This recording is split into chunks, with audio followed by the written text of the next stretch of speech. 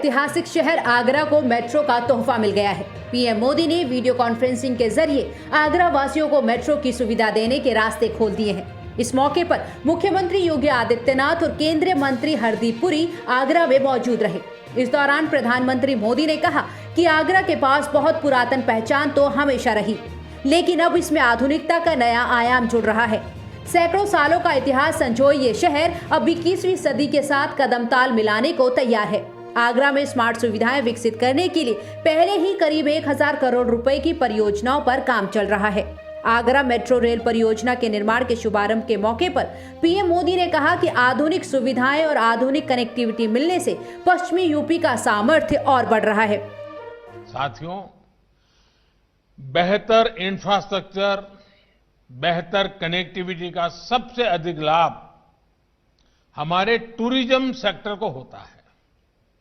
मेरा ये हमेशा से मत रहा है कि टूरिज्म एक ऐसा सेक्टर है जिसमें हर किसी के लिए कमाई के साधन है।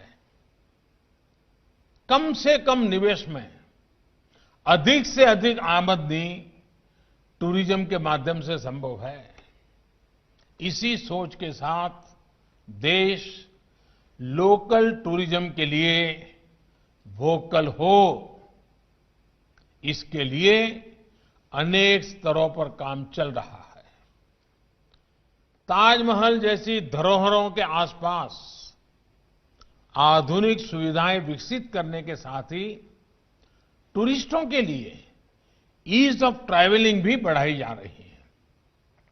सरकार ने न सिर्फ ई वीजा स्कीम में शामिल देशों की संख्या में काफी वृद्धि की है, इसके साथ ही होटल रूम टैरिफ पर टैक्स को भी काफी कम किया है। स्वदेश दर्शन और प्रसाद जैसी योजनाओं के माध्यम से भी टूरिस्टों को आकर्षित करने के प्रयास किए जा रहे हैं। 2 कॉरिडोर वाले इस प्रोजेक्ट के जरिए सैलानियों को मदद मिलेगी। इस परियोजना के जरिए टूरिस्ट स्पॉट जैसे ताजमहल, आगरा फोर्ट, सिकंदरा को रेलवे स्टेशन और बस स्टैंड से जोड़ा जाएगा। कांग्रेस नेता राहुल गांधी ने किसानों का समर्थन करते हुए एक बार फिर कृषि कानूनों को लेकर केंद्र की मोदी सरकार पर निशाना साधा है। कांग्रेस नेता राहुल गांधी का कहना है कि कृषि कानून रद्द करने ही होंगे। राहुल गांधी ने अपने ट्विटर अकाउंट से ट्वीट किया। राहुल गांधी ने लिखा कि अडानी अंबानी कृषि कानून रद्द करने होंगे और कुछ भी मंजूर नहीं है।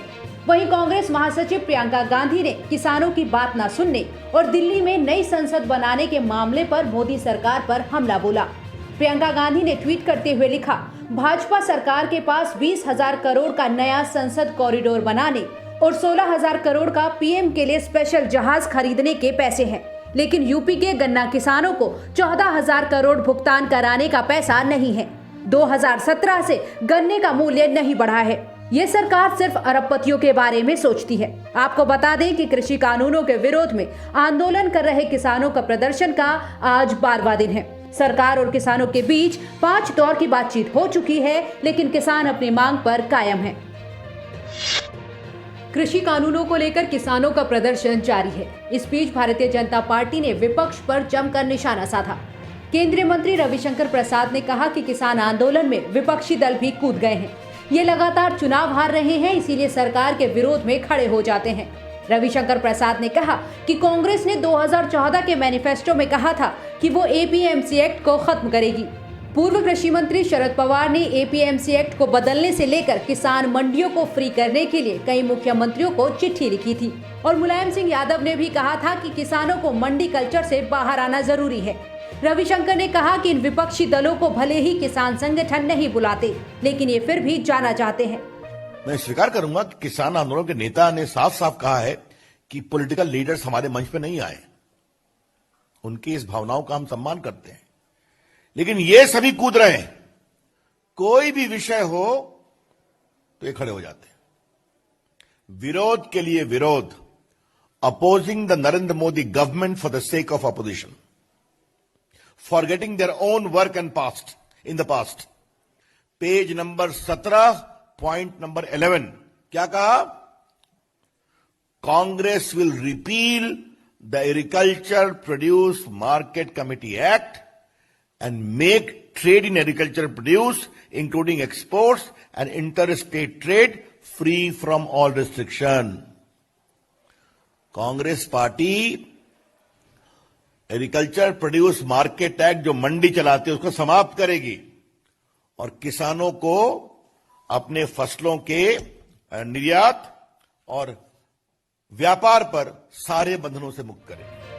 विपक्ष पर निशाना साधते हुए केंद्रीय मंत्री ने कहा कि वो कानून मंत्री के तौर पर कहना चाहते हैं कि किसानों की जमीन को बंधक नहीं बनाया जाएगा और न ही लीज पर लिया जाएगा। उन्होंने कहा कि हमने किसानों को डिजिटल मंडी दी है जिसमें अभी 1 लाख करोड़ का व्यापार होता है। रविशंकर प्रसाद ने आरोप लगाते हुए कहा कि विपक्ष किसानों को भ्रमित करने की कोशिश कर रहा है।